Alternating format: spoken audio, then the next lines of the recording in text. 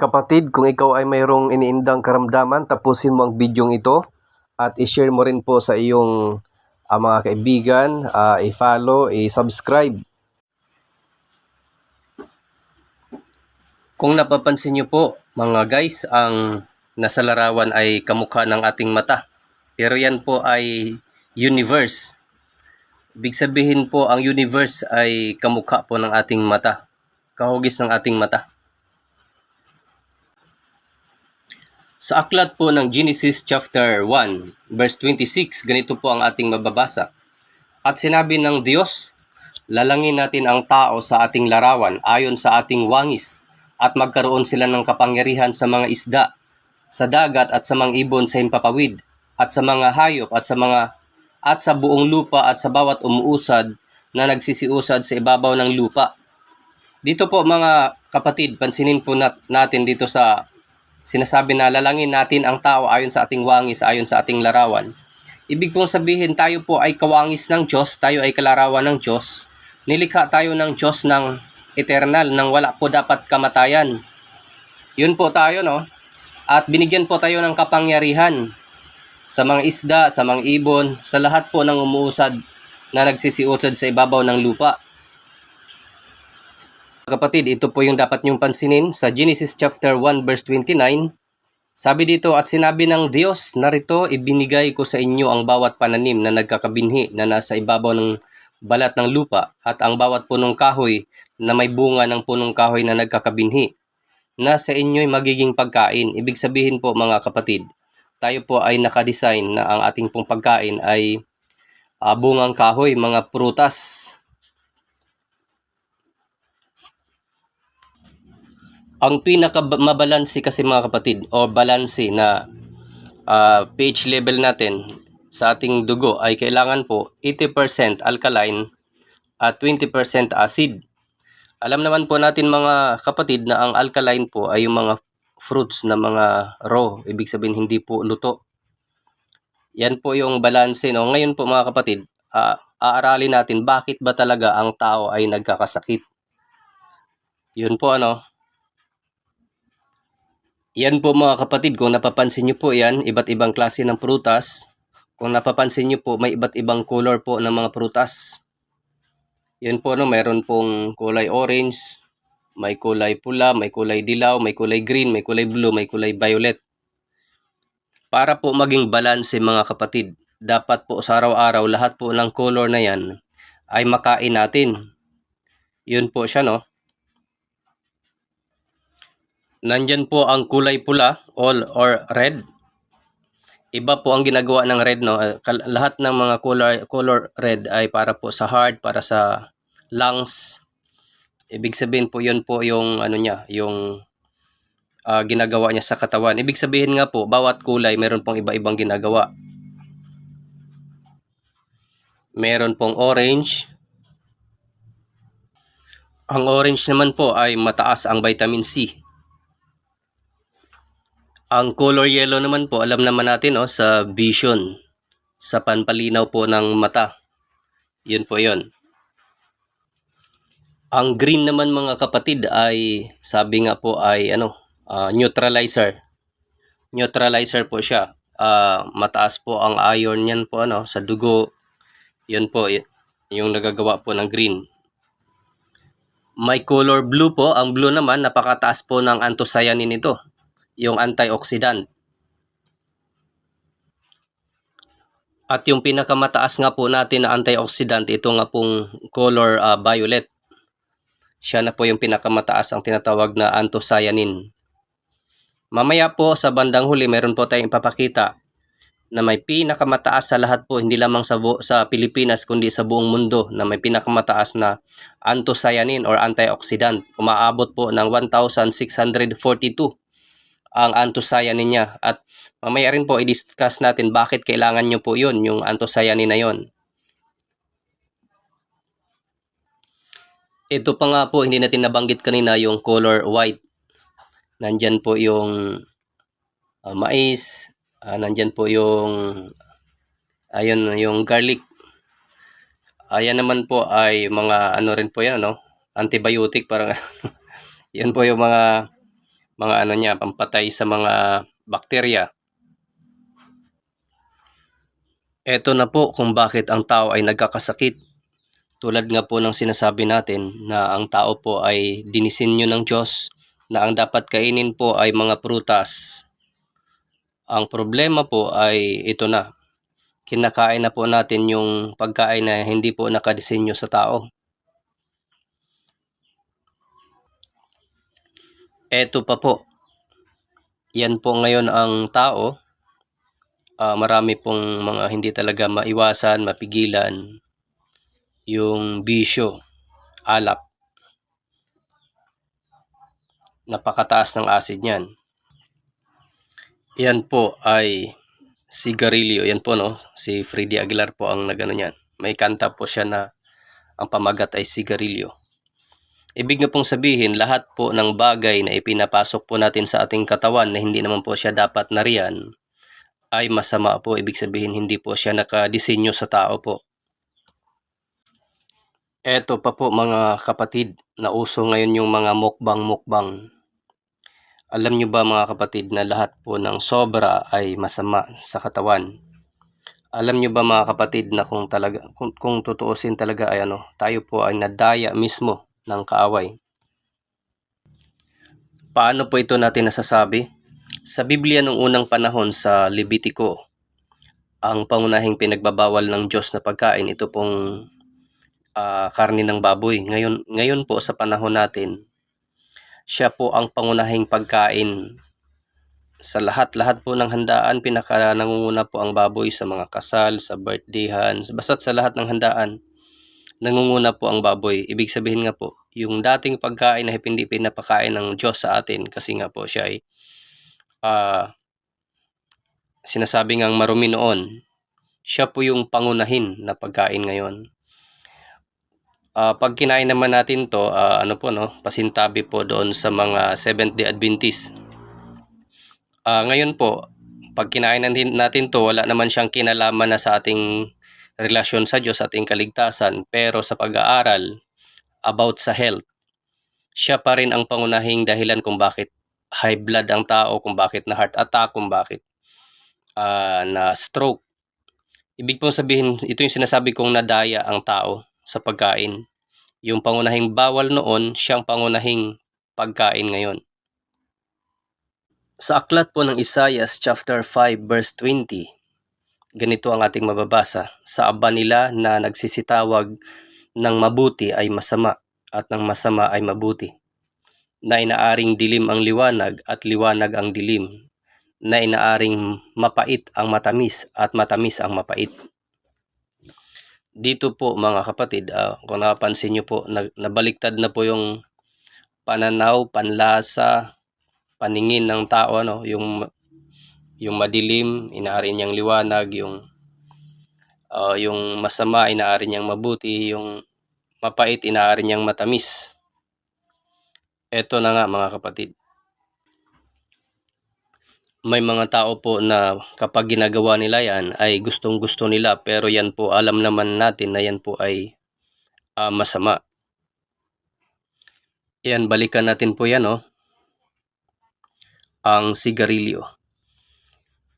Yan po ay mapait mga kapatid, pero gustong-gusto po yan ng mga tao ngayon.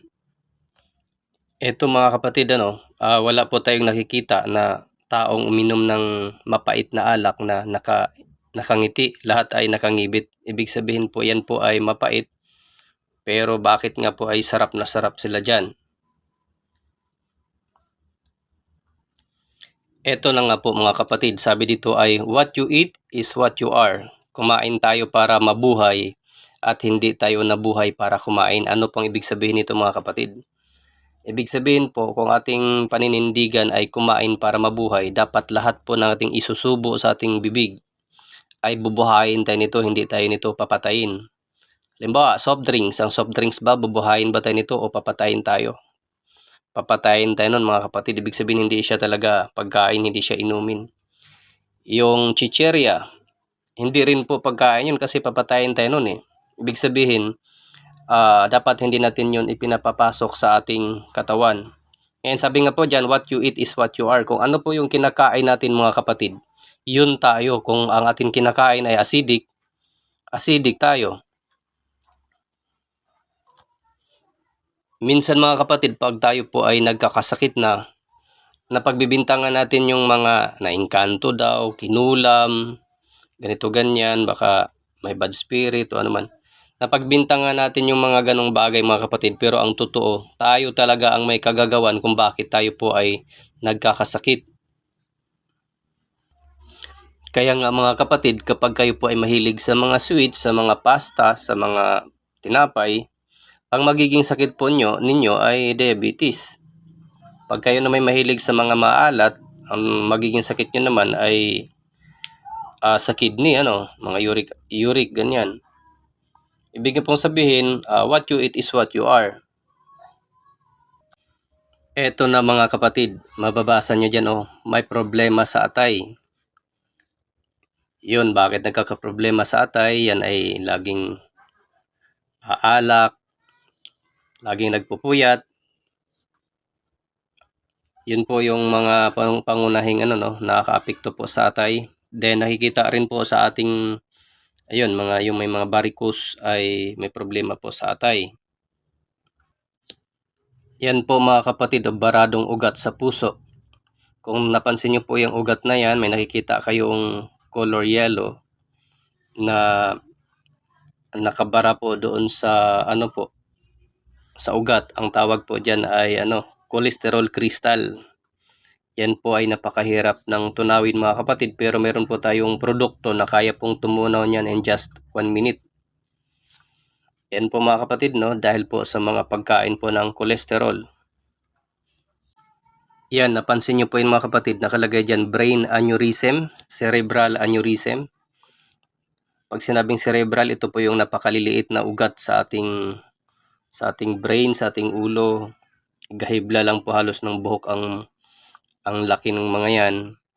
Na kapag may mga bara po, yan lumulubo. Tapos yun, pwede siyang pumutok. Pag pumutok po yan, aneurysm, pwede kang ma-stroke, pwede kang makumatos dyan mga kapatid. Dahil lang po yan sa cholesterol. Yan mga kapatid, kung napansin nyo po yan, ayan po ang ating kidney. Minsan po sa pagmahilig po tayo sa mga protein, mga maalat, yan po ang nagdurusa ang atin pong kidney. Pag nagkasakit na tayo, mayroon po tayong mga maintenance, yon, si kidney po ang tagasala ng chemicals, pati atay, kaya yon, nadadialysis po. Balikan natin yung 80% alkaline, 20% acid. Paliwanag ko sa inyo mga kapatid, bakit ba talaga nagkakasakit ang tao? Dahil nga po,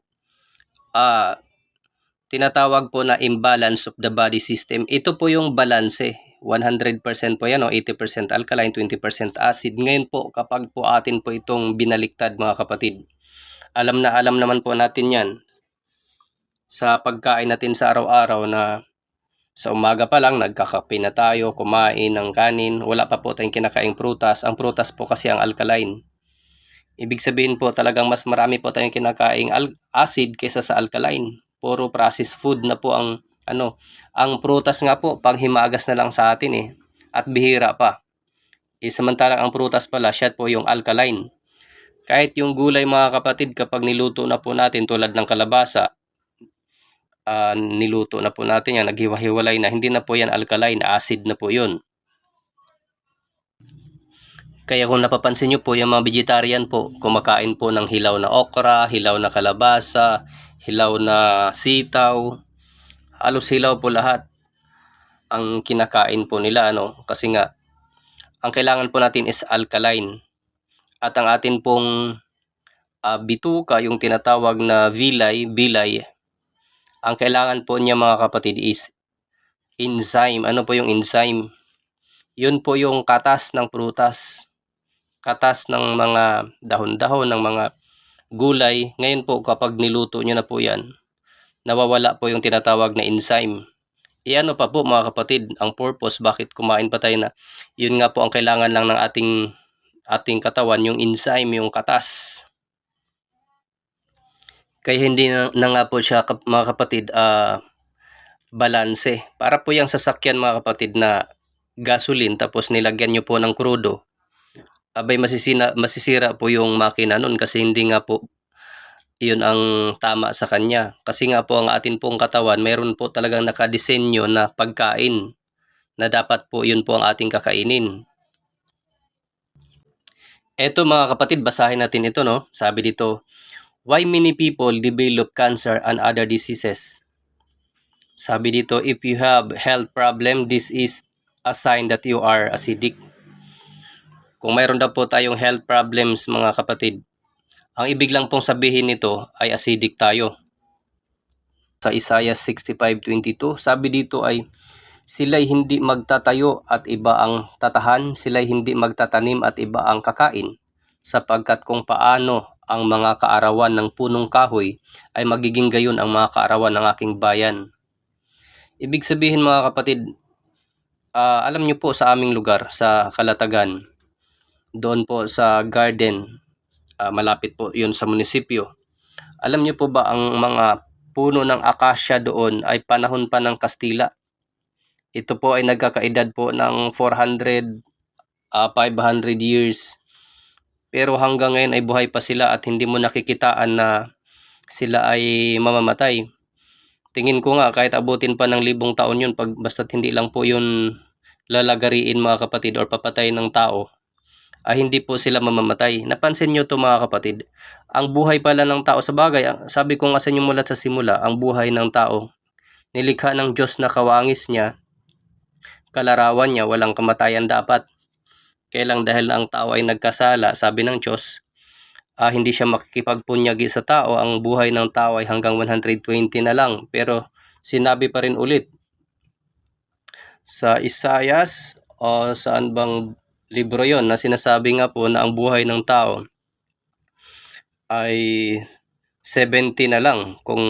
Ngunit dahil sa kalakasan pwedeng umabot ng 80, pero ito'y kapanglawan lamang kasi kahit umabot ka ng 80 pero ugod-ugod ka na, wala ka ng panlasa sa pagkain, nabibingi ka na, mahina na mga tuhod mo, hindi ka na nakakagala, lagi ka na lamang nasa loob ng bahay, parang wala na ring kwenta na nabuhay ka pa ng ganun kahaba, no? Kaya sabi doon, mabuhay ka man ng 80 ay kapanglawan lamang. Sa panahon natin ngayon mga kapatid, mas lalong umiksi po ang buhay. Marami po tayong mga kakilala na matay po ng 58. Ibig sabihin hindi pa umabot ng senior pero namatay na, at ang mga ikinamatay nito na heart attack, ibig sabihin na high blood, na marami akong kaibigan po, ganyan lang edad pero na stroke. Yun po yung mga kapatid, no, papayag ba tayo na tayo yung pinaka-espesyal na nilikha ng Diyos? At lahat nga po ng yan, mga punong kahoy, mga hayop, ay dapat tayo po ang may kapangyarihan dyan. Tayo po yung pinaka-espesyal, dapat mas mahaba po ang buhay natin kaysa sa kanila. Pero ang nangyari po, umiksi po ang buhay ng tao ng ganun lang, no? Samantalang ang punong kahoy, umaabot ng libong taon. Kasi meron kaming nakita na punong mangga sa may Kapito. Ang sabi po ng may-ari po nung puno na yon ay yun daw po ay tinatayang 1,000 years na. Yun po yun mga kapatid, no? Bakit po umiksi ang buhay? Dahil nagkasakit. Ngayon mga kapatid, sabi dito, kung paano ang mga kaarawan ng punong kahoy ay magiging gayon ang kaarawan ng aking bayan. Maybe mga kapatid, kung ating makakainin yung bungang kahoy din, hahaba po ang ating buhay kasing haba ng mga punong kahoy na yan. Kaya lang ang mga kinakain natin mga kapatid ngayon ay mga 45 days. Ang manok nga ngayon 30 days na lang. Kaya puro instant mga kapatid yung kinakain natin. Kaya ang buhay natin ngayon napaka-instant na lamang din. Eto mga kapatid, o basahin natin. Biblical verse po ito mga kapatid. Sapagkat ang kabayaran ng kasalanan is kamatayan. Sabi dito, but the gift of God is eternal life in Christ Jesus. Yun nga po ang dahilan, no? Nagkasala ang tao, namatay. Alam nyo po ang kasalanan ng tao mga kapatid, kumain. Ibig sabihin sa pagkain pa rin po sumala ang tao kung bakit umiksi po ang buhay, no? Then kung bakit po sila pinalayas doon sa paraiso mga kapatid, kung bakit pinalayas doon, mayroon po doong tinatawag na bungang kahoy ng buhay, punong kahoy ng buhay, na baka sila po ay pumitas at makakain, hindi na sila mamamatay. Siyempre makasalanan sila, tapos nakakain sila nun. Wala nang katapusang kasalanan po ng tao, kaya pinalaya sila. Yun po yung pinakadahilan kung bakit itinaboy sila ng Diyos mula doon sa paraiso. At yung punong kahoy ng buhay na yon ay pinabantayan nga po yun ng kirubin at saka ng espada na umiikot para hindi po malapitan yung punong kahoy na yon ng buhay. Pero dito po sa aklat po ng Revelation po ay spiritual na usapin, mga kapatid. Yung aklat ng Revelation chapter 2 verse 7, nasabi dito, ang may pakinig ay makinig sa sinasabi ng Espiritu sa mga iglesia. Ang magtatagumpay ay siya kung pakakainin ng punong kahoy ng buhay na nasa paraiso ng Diyos. Ibig pong sabihin dito, mayroon nandoon yung punong kahoy ng buhay na dati pinalaya sila doon sa paraiso, yung si Adan at si Eva. Ngayon, para makarating ka doon sa paraiso na yon, kailangan magtagumpay ka, mga kapatid. Ang magtagumpay, ito pong revelation na to, sulat po ito ni John the Beloved sa 7 iglesia sa Asia. Ibig sabihin po, usapang spiritual po ito, mga kapatid. Ito po ay usaping kung gusto nyo rin pong magkaroon ng buhay na walang hanggan. Wala namang taong ayaw noon kasi masakit po, mainit po sa impyerno. Kailangan magtagumpay ka. Ang sinulatan kasi dito, mga kapatid, is iglesia. Dapat nandoon ka sa iglesia na yun, sinulatan ni John the Beloved. At ang magtatagumpay doon sa iglesia na yon, hindi po ito yung iglesia manalista po ang tinutukoy dito kasi wala pa po sila nung mga panahong ito.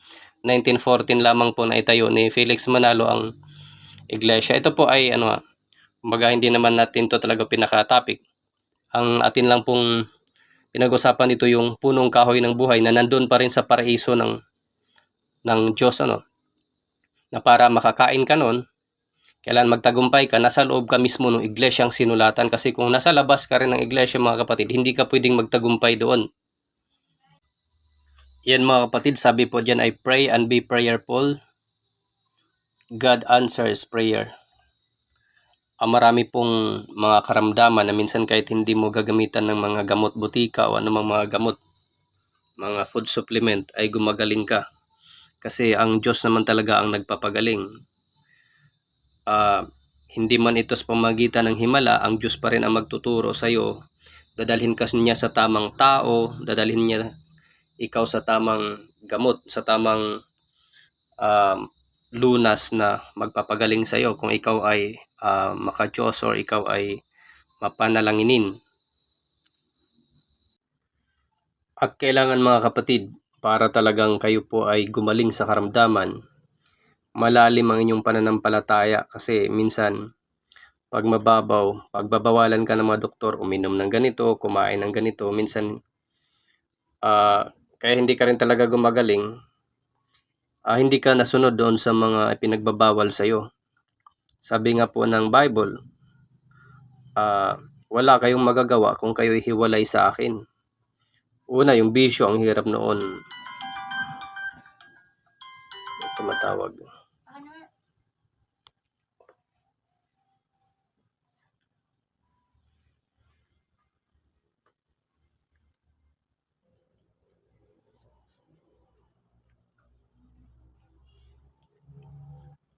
Yun, kung napapansin nyo po, mga kapatid, yung faith, nakalagay dyan, faith, tiwala sa Diyos, manalig sa Diyos at magtiwala. Sabi dyan ay walk with God.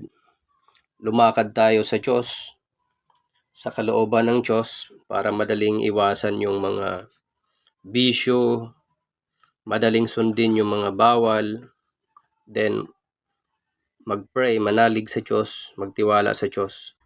Pansinin nyo to, Matthew chapter 15 verse 28. Sabi dito, nang magkagayoy sumagot si Jesus at sinabi sa kanya, O babae, malaki ang pananampalataya mo. Mangyayari sa iyo ayon sa ibig mo, at gumaling ang kanyang anak mula sa oras na yon. Ibig sabihin po, malaki po ang magagawa ng pananampalataya para tayo po ay gumaling sa atin pong karamdaman. John chapter 11 verse 26, sabi po dito, mga kapatid, at ang sino mang nabubuhay at sumasampalataya sa akin ay hindi mamamatay magpakailanman. Sinasampalatayanan mo baga ito? Ibig sabihin mga kapatid, kung sinasampalatayanan mo yan, hindi ka talaga mamamatay. Kailangan taong hindi naman naniniwala na hindi siya mamamatay. Mamamatay talaga siya. Sinasampalatayanan mo baga ito? Ibig sabihin, talagang hamon ito, no? Pag kumain po tayo ng kumain lagi ng prutas, yun po may tinatawag po na regeneration of cells. Ang tao kasi kung bakit po namamatay ay namamatayan ng cells araw-araw. Kahit nga po tayo ay walang bisyo, namamatayan tayo normally ng mga cells. Pero kung ating kakainin lahat ay nagre-regenerate ng cells, baka nga hindi na nga tayo mamamatay, pero magagawa lang natin yan kung tayo nasa Diyos. Ayun po mga kapatid, no? Yan po ay biblical, mahirap pong baliin yan. Yan mga kapatid, no? Sabi dyan ay 70% of your immune system exists in your gut. 70% mga kapatid, sabi nga po, 95% na po ng karamdaman ng tao, natuklasan na po na nanggagaling lahat sa bituka. Excuse po. Siyempre po, sabi ko nga sa inyo, kung ano yung what you eat is what you are, kung ano pong kinakain ninyo. Ang atin pong buong katawan, kumukuha po ng sustansya, ay manggagaling po sa bituka. Ngayon po, kung ipinasok nyo po dyan sa inyong bituka ay mga toxins, mga lason na pagkain, masisira po ang bituka natin. At kung ano po yung ipinasok nyo po sa inyong bituka, yun po yung i-absorb ng ating buong katawan. 17% ng ating immune system exists in your gut, sa ating gut po, sa ating. Sabi po diyan mga kapatid, hunger is the first element of self-discipline. If you can control what you eat and drink, you can control everything else. Ibig sabihin mga kapatid, kung babalikan natin sa panahon ni Jesus Christ, ang nagpapalakas po ng kanilang pananampalataya ay yun pong fasting, yung pagliban po sa pagkain na nauukol po sa Diyos. Mas lalo pa nga po silang lumalakas ang kanilang pananampalataya. Na minsan nga mayroon po silang, yung mga apostol may pinagagaling na may epilepsy na hindi nila po mapagaling. Nagtanong nga po ang mga apostol, Panginoon, bakit hindi namin iyon napagaling? Ang sabi ni Jesus Christ, ito'y sa pamamagitan ng panalangin at pag-aayuno. Malaki po ang magagawa ng pag-aayuno, no? Tapos, ibig sabihin nga po, mas maganda pa nga po ang panggagamot nila ay pag-iwas sa pagkain. Ngunit kung ang inyo namang kinakain mga kapatid ay healthy naman, mga fruits, okay lang. Kapatid, isa sa dapat nyo rin pong maunawaan, mayroon po tayong tinatawag na 4 pillars to health. Mayroon pong 4 na haligi para ikaw po'y magiging healthy. Ano po yun mga kapatid? Ito pong supplementation, healthy diet, healthy lifestyle, positive mental attitude. Napakahalaga po yan mga kapatid, no? Bakit po kailangan natin ng supplementation? Kasi nga po, hindi na po natin nasunod kung bakit tayo nagkakasakit dahil hindi po natin nasunod yung tamang pagkain na sabi ko nga sa inyo, yung lahat ng klaseng kulay ng prutas o yung bunga sa panahon na prutas ay makain po ninyo. Kailang hindi nga po. Ang tao kasi may favoritism po. Halimbawa, lagi pong ang paborito nyo po ay apple. Lagi na lang apple kayo ng apple.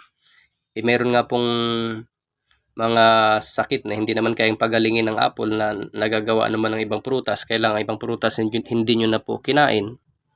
Kaya kayo nagkakasakit. Kaya papasok po yung tinatawag na supplementation. Yung dating hindi nyo kinakain ay kailangan po ninyong makain ngayon. Kailangan ang supplementation po dito po ay kailangan na kayong gumastos dito mga kapatid.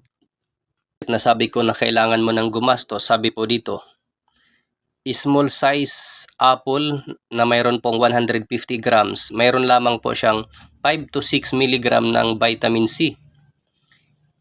Ang tao kasi mga kapatid na may sakit, kailangan po natin ng 500 mg up to 1,000 mg na vitamin C araw-araw. Para po makuha nyo po yung 500 mg mga kapatid, baka kailangan nyo nang kumain ng 180 pieces na apple or 200 pieces na apple na hindi naman natin yan kayang ubusin talaga. Kaya nga po, mayroon pong mga nakakapsula po na vitamin C na isang capsule lang po inumin nyo po, mayroon pong 500 mg.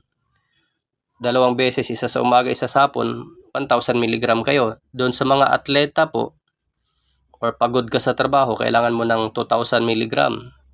Ngayon po, pagka mayroon ng cancer ang tao, kailangan po niya ng 5,000 mg. Ibig sabihin nga po, hindi na po masusustain ng prutas, ng 3 pirasong prutas, yung kailanganin mo kasi nga po napabayaan mo na, nagpatong na ng nagpatong hanggang nagka-problema ka. Ngayon kailangan mo na yan.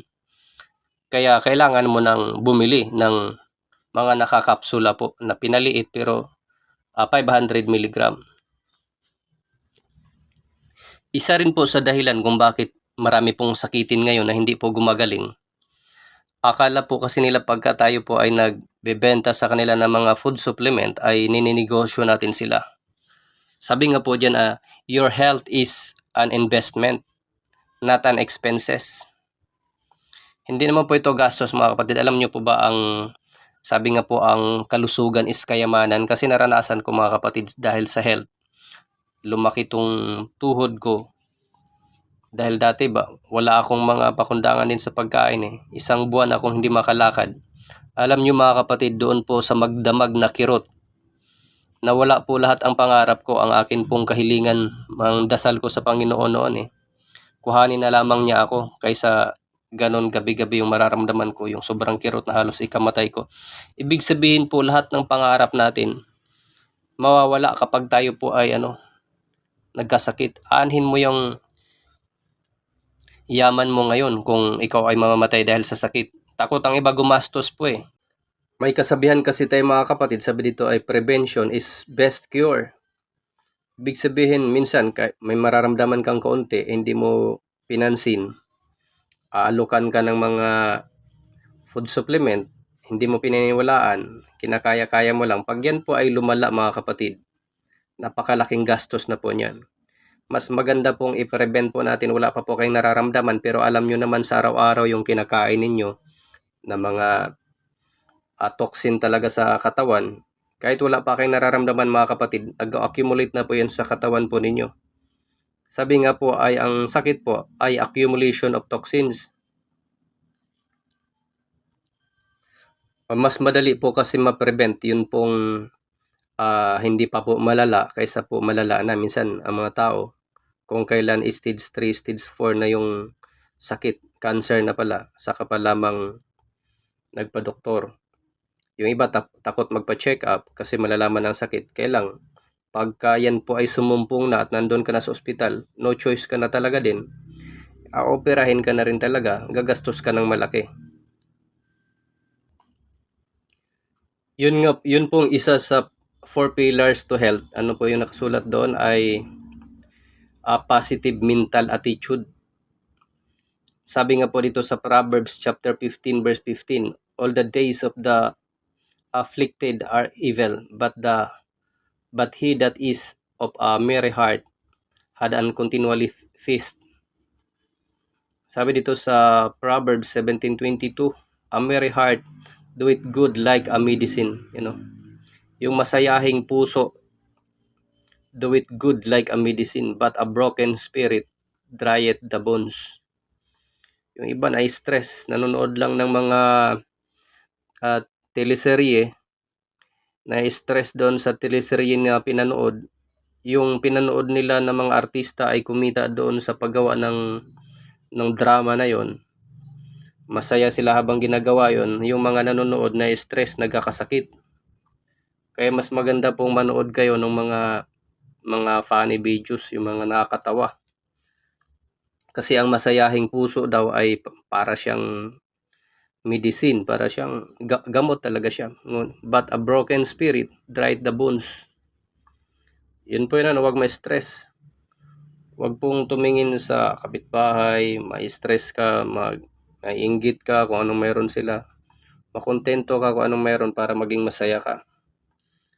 Yun po yun, mga kapatid. At para nga po maging healthy, balikan po yung tinuro ko kanina nung una. Kumain ng tama. Lahat ng color ng prutas ay kainin araw-araw. Iwas na po sa mga mamantikang pagkain. Lahat mas maganda po ay raw talaga, hilaw, prutas. Yan mga kapatid, meron pong mensahe ang picture na yan. Yan po ay nakikita nyo po ay pakwan ano. Ang mensahe po dito mga kapatid, kailan po namumunga ang pakwan? Ang pakwan po ay kung titingnan po natin, tubig po ang laman. Parang ang ganda niya pong itanim sa tubigan o sa mga matutubig na lugar mga kapatid. Pero nagkakamali po tayo.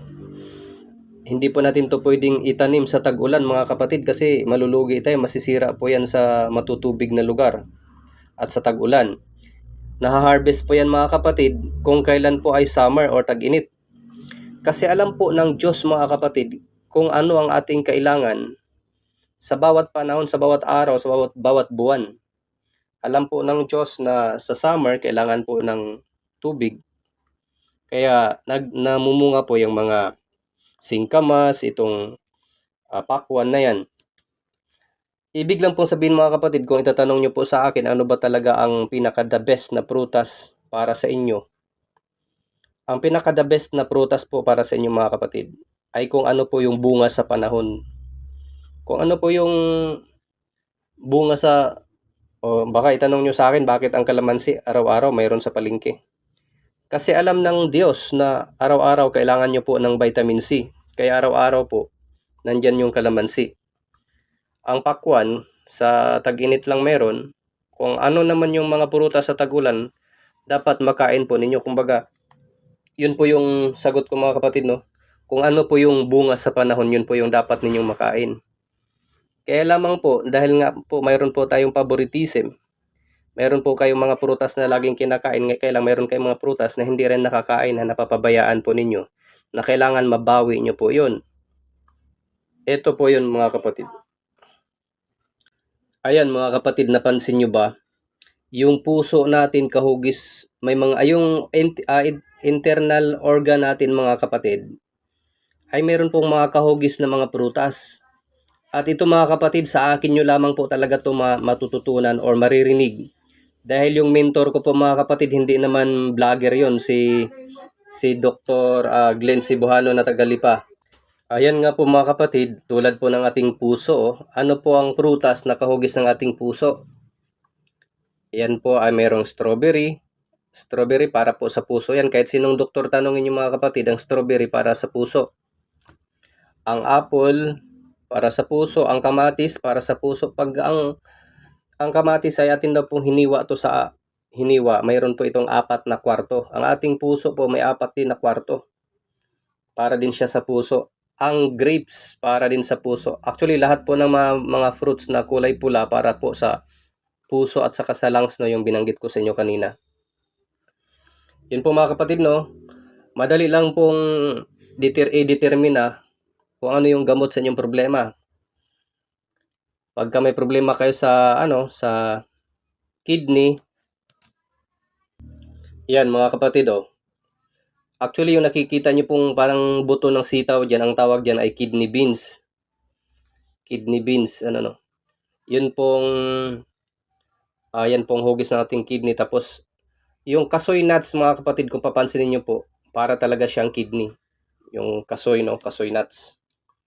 Ngayon magtataka kayo, bakit 'di ba ang mga nuts, mga beans ay kalaban ng kidney? Pagka kumain ka niyan na mayroon kang rayuma, sumasakit yung rayuma mo. Ito mga kapatid, sa akin nyo lang din po to matututunan. Kasi sabi ko nga sa inyo, ang mentor ko nito ay hindi naman siya vlogger. Nagtuturo siya sa isa ako sa estudyante niya, pero hindi naman siya vlogger. Kaya matututunan nyo lang kung mag-aaral kayo sa kanya.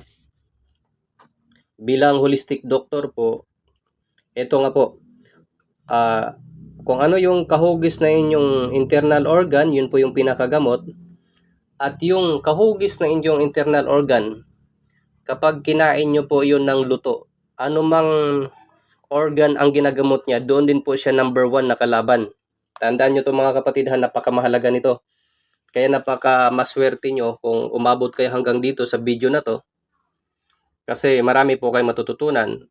Ito po ay magiging kaalaman nyo na para sa inyong sarili, para sa inyong pamilya. Napakamahalaga po sa mga magulang na may alam nito para mapaiwasan nila din sa kanilang mga anak, sa kanilang family, sa kanilang mga pamilya na may mga karamdaman. Halimbawa, mayroon ka ng problema sa puso, heart attack o ano man, ay ibig sabihin na may, ang tawag dito, na stroke. Pinakain mo ng tinapay, pinalamanan mo ng strawberry flavor. Yung strawberry nga po mga kapatid para sa puso. Pero pag niluto na yon, napaka-delikado po nun sa puso. Ganon din po itong mga nuts na to. Pag kinain po natin to ng luto, mataas ang uric acid nito. Sasakit ang rayuma mo, problema na din to sa kidney.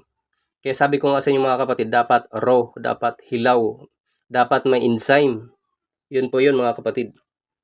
Pansinin nyo po, kahit sa saging mga kapatid, mayroong color green, mayroong violet, mayroong yellow, mayroong parang brown, mayroong color violet. Wag naman po tayo mga kapatid, puro na lang saba, puro na lang kumain ka nga ng saba, pinirito mo naman.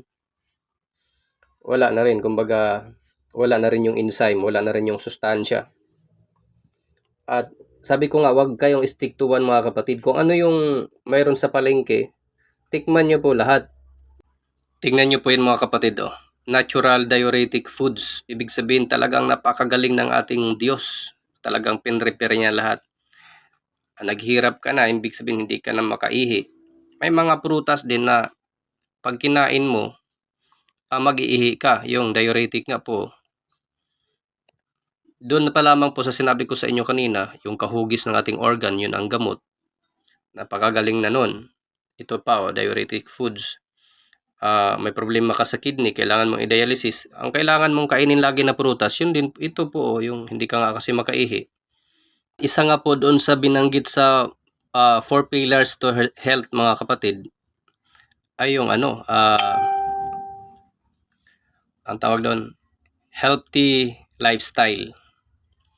Huwag puro trabaho mga kapatid, huwag puro overtime. Kailangan ka ring minsan maging masaya, kailangan mo ring mag-outing, kailangan mo ring kumbaga, huwag puro trabaho. Dapat ay mo rin, bigyan mo rin ang sarili mo ng na huwag kang ma-stress.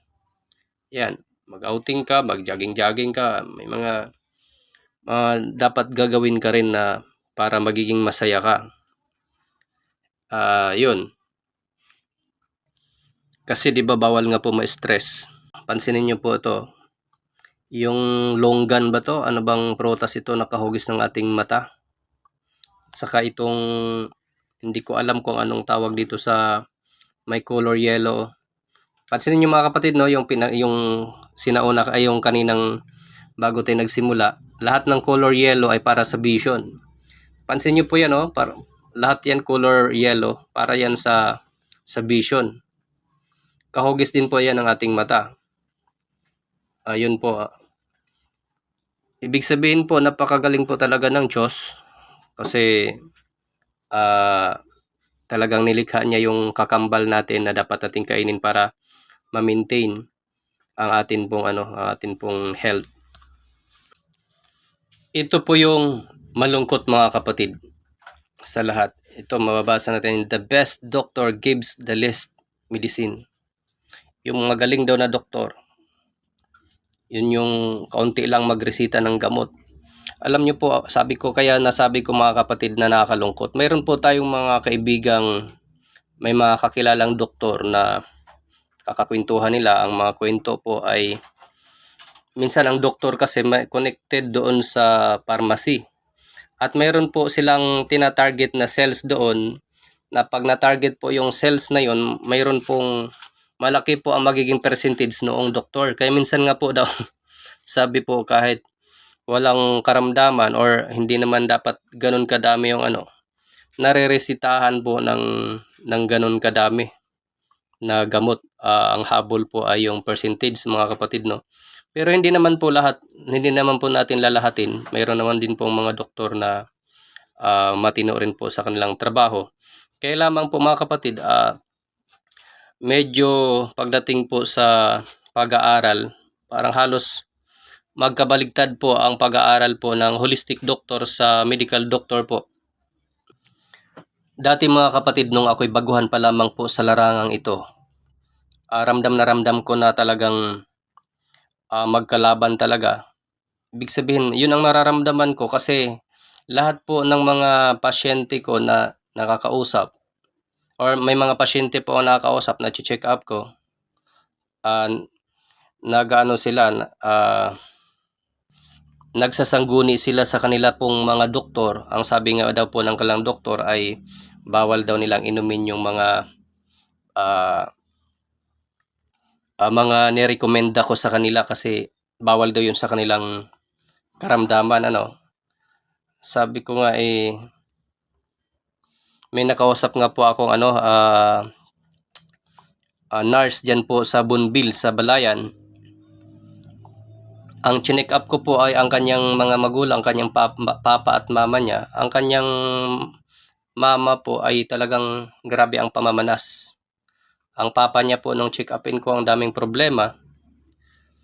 Ang mama niya ay namamanas. Ngayon, lumabas po yung nurse.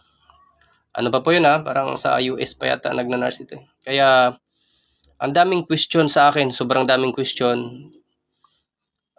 Ganito ganyan, bawal daw sa ganito. Sabi ko, ma'am, yung pong binigay nyo po sa amin, hinain nyo po sa amin na pagkain na spaghetti, kasabay po namin kumain ng inyong papa, yan po ay napakabawal po sa inyong papa, pero hinayaan nyo pong kainin niya ng papa nyo. Samantalang itong food supplement na to, sabi ko, ay ito'y makakatulong sa kanya. Sabi niya, hindi na rin po yan natural kasi na-process na po yan. Sabi ko, tulad po nito ma'am, ito po ay purple corn. Para masabi po nating pinakamataas po ang anthocyanin nito, kailangan manggagaling po siya sa Peru. Siyempre hindi naman pwedeng, hindi po yan idadaan sa mga proseso para makarating dito sa Pilipinas. Kaya hindi na talaga pero yan, tiniyak po ng aming company na yan po ay hindi niluto, hindi po inano sa init para wag mawala yung kanyang enzyme. Ibig ko lang pong sabihin mga kapatid, grabe po siyang mag-question sa akin, pero po yung magulang po niya, hindi po niya mapagaling-galing doon po sa grabing pamamanas at ang daming karamdaman talaga mga kapatid. Buti nga sa panahong ito ngayon mga kapatid, marami na po tayong mga nakilala na mga medical doctor, pero mas pinopromote po yung mga herbal tulad po ni Doc Willie Ong at sa kanila Doc Atoy, sa kanila Dr. C. Mga medical doctor po yung mga yan, pero nagpo-promote po ng mas pinopromote na nga po nila ngayon ang mga herbal. Nito, latest lang yan mga kapatid, pero noong una, mga 2006, hirap na hirap po ang mga holistic doctor na pumasok kasi yung mga medical doctor po ay talagang kinokontra nila itong mga herbal na to. Ngayon po, ang butika ngayon, napakarami na rin pong mga herbal. Salamat naman sa Panginoon at na nangyari ang mga yan.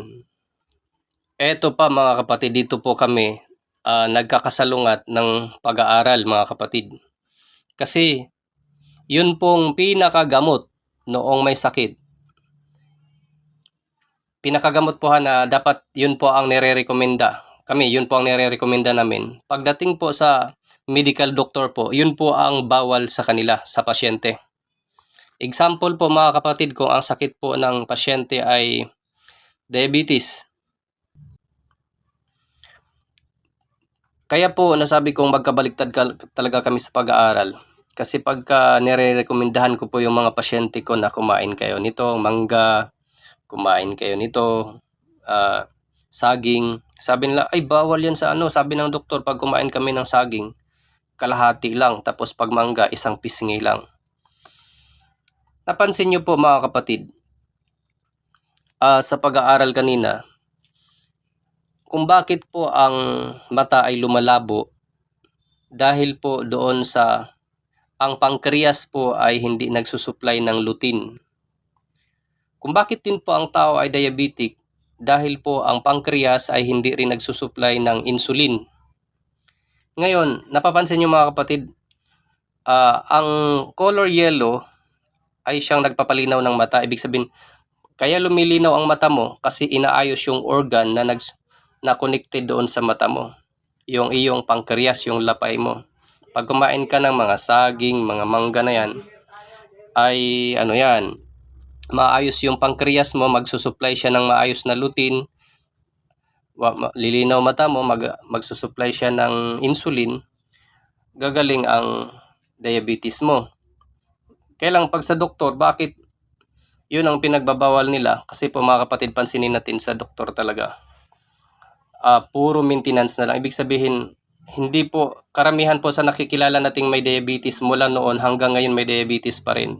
Yung high blood noon hanggang ngayon may high blood pa rin. Kasi nga po, ang doktor pag nagrekomenda ng gamot, lifetime po na na maintenance. Ibig sabihin, hindi ka talaga pinagagaling. Halimbawa, may problema ka sa diabetes, tuturukan ka ng insulin. Ibig sabihin, tatanggalan ng trabaho ang iyong organ para mag-supply ng insulin, samantalang ang organ mo, yung iyong pancreas, ang trabaho po ay mag-supply ng insulin. Ibig sabihin, hindi ka talaga pinagagaling. Kaya nga sabi dito ay parang pain reliever lang yung mga gamot. Kaya kami po ay magkaiba talaga ng recommendation. Di ko alam, no, baka mamaya maraming magalit sa akin or anuman. Pero ito yung realidad na nangyayari. Ang gamot nga po ng pampalinaw ng mata, lahat ng color yellow, pancreas, sa pancreas. Ibig sabihin yung pagkain nun, yung kaina, mangga, saging. Mahirap yun mga kapatid, yung nagpapagaling sa'yo ng mga prutas, yun ang pinagbabawal sa'yo ng doktor, kaya hindi ka talaga gagaling. Real talk po ito mga kapatid, no? Ito po, nagkaroon po ako ng boses ngayon dahil umabot na po ng 1,300 yung akin pong subscriber sa YouTube at 7,000 naman po ang ating followers. Nagkaroon po tayo ng boses para i-broadcast ito. Magigising na po kayo mga kapatid kung bakit gano'n, no? Sa mga gusto rin pong magpa-check up sa akin, sasadyain po nyo po ako dito sa Batangas, sa Calatagan. Ayun, tumawag lamang kayo sa numerong ito. Hindi ko na lamang po isulat sa sa 0967-938-2211. Si Doc Romel Vicente po ang hanapin po ninyo. Hanggang isang tao ay dinadialysis na, ang number 1 bawal is tubig. Okay, naniwala naman ako doon, tubig. Kasi nga po ang kanyang kidney hindi na po nagsasala ng sa tubig, no, sa ng dugo. Ma-over siya sa tubig. Pero alam nyo ba na ang nag-aayos po ng ating kidney ay walang iba kundi tubig? Kaya may mga ibang paraan po mga kapatid. Kaya nga yung iba pinapasuot ng yung bang tawag doon, parang plastic para ang isang pasyente na dinadialysis pawisan ng pawisan, hindi lamang doon sa pag-ihi ang kanya pong paglabas ng tubig kundi sa pamamagitan ng pawis. May mga paraan po, kaya pag pinawisan siya, pwede siya makadagdag ng inom ng tubig. Pero ang dinadialysis po, hindi po ito ito po ay pangdugtong buhay lang. Lahat ng dinadialysis talagang hindi naman tayo basta-basta madadialysis kung hindi nasira ang ating kidney sa mga iniinom nating mga gamot butika. Sa simula, nagme-maintenance ka sa high blood, nagkaroon ka na ng diabetes, hanggang sa kalaunan po, nasira ang kidney mo. Pero sa pag-aaral namin, ang kidney ay isa sa pinakamalakas na organ na dapat hindi basta-basta nasisira. Napansin nyo po yan mga kapatid, hugis mata. Bilang isang iridology doctor din, inaaral din namin yan. Sa pamamagitan po ng mga marks sa mata, ay nakikita po ang weakness ng internal organ.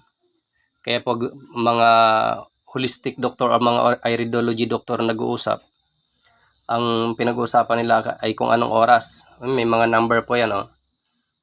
Ang problema ng ay alas 6. Pag sinabing alas 6 or alas 9, pag sinabing alas 9 sa lungs yun. Pag sa alas 12 sa brain, ibig sabihin yun, may ganon. Napapansin nyo po, no, sa sa mata nakikita. Iridology doctor, kung narinig nyo po dati yung tinatawag na Osaka. Napakahiwaga po ng creation ng Panginoon. Kaya nga po, yung simulang picture natin kanina, yung pinakasimulang picture ay yung hugis mata. Ang atin pong universe ay kahugis po ng mata. Yan po ang kahugis ng ating mata. Yung universe na yan. Magtiwala po tayo sa may likha sa atin.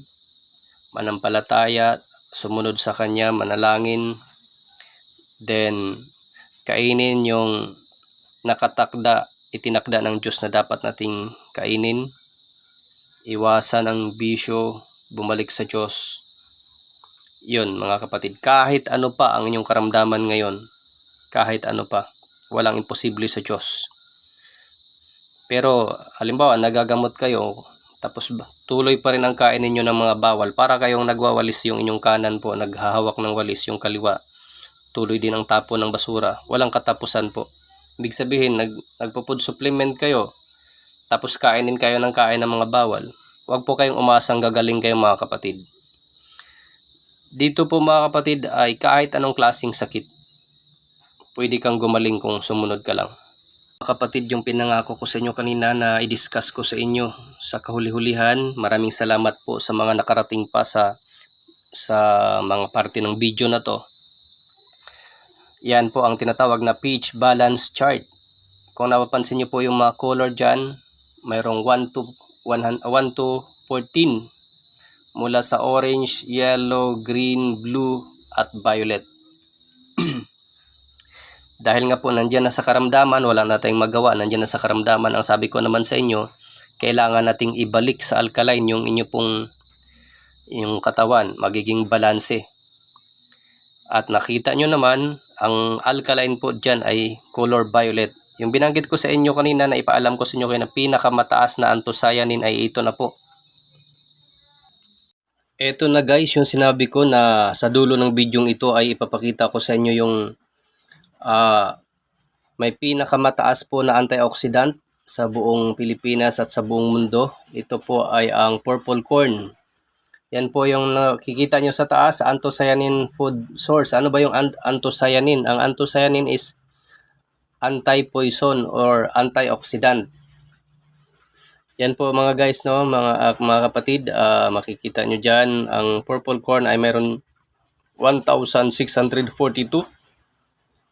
Ang sumunod po sa kanya, yun pong duhat na 1,480. Sa Bisaya po ay ito ay lumboy kung tawagin.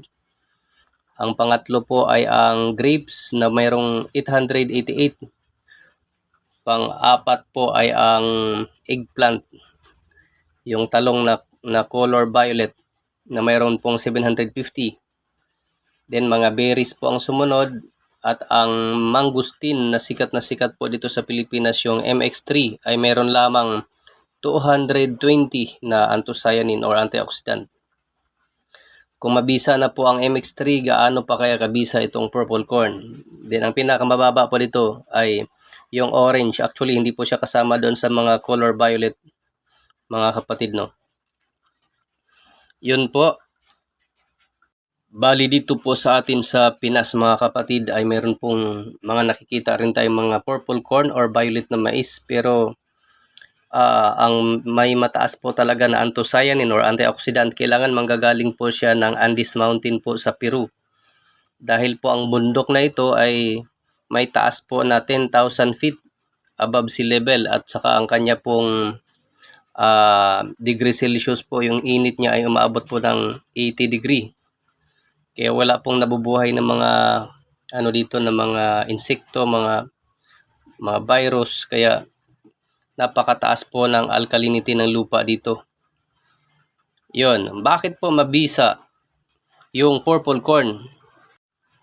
Actually po ang nagpabisa talaga sa kanya, tulad nga po ng sinabi natin, ang violet po ang may pinakamataas na alkaline. Di po ba sa atin pong pag-aaral, kailangan po ang pH level ng tao, yung balance pH niya, ay 80% alkaline, 20% acid. Ngayon, bakit nagkakasakit? Dahil po tumaas po yung acid. Kailangan lang natin maibalik ang kanya pong sa pH level po niya, kailangan pong maibalik sa 80%. Kaya nga po, pagka kayo'y gumamit nitong purple corn, mabilis kayong gumaling kasi nga po, maibabalik ka agad kayo doon sa balanse ang inyong katawan. Hindi na po imbalance of the body system. Yun po yung pinaka malinaw na paliwanag po. Ngayon po, sa mga gusto pong mag-order, meron po tayong coffee na purple corn. 350 lang po ang pouch nito na mayroon pong laman po na sachet na 10. Then, sa mga juices naman, meron po tayong 500, dalawang sachet na po yun. Ititimpla nyo po sa 500 ml. Or meron namang isang sachet lang na 350, 500 ml din po ang titimplahan. Mamimili po kayo doon. Magkaibang company pero the same po. Galing sila pareho sa Peru. Peruvian purple corn. Yun po mayroon po akong binigay sa inyong number dyan. Pwede po ninyo akong kontakin. At huwag niyo pong kalimutan i-follow, i-share, i-subscribe, i-like ang video ito. Hindi lamang po para makatulong kayo sa akin, kundi makatulong din kayo sa iba na may mga karamdaman. God bless po sa ating lahat.